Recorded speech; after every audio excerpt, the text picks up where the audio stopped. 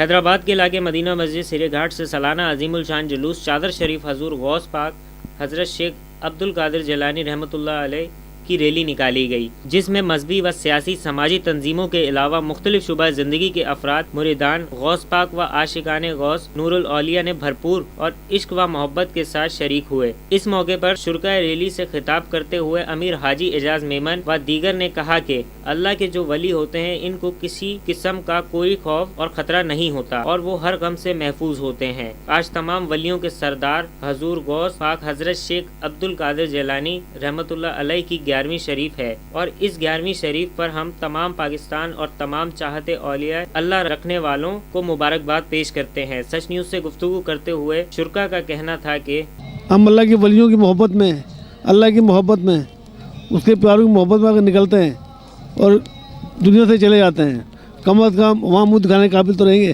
اور اس 11ویں شریف پر ہم تمام پاکستان اور تمام چاہتے اولیاء اللہ رکھنے والوں کو مبارکباد پیش کرتے ہیں۔ ہم پرامن لوگ ہیں، یہ سب پرامن لوگ ہیں، اللہ کے چاہنے والے اور غوث پاک کے ماننے والے۔ غوث اعظم کی قصیدہ خوانی کرتے ہوئے درگاہ عبد الوہاب شاہ جیلانی پر دعا و ذکر کر کے ساتھ اختتام پذیر ہوا۔ کیمرہ ٹیم کے ساتھ جہاں زیب علی، سچ نیوز، حیدرآباد۔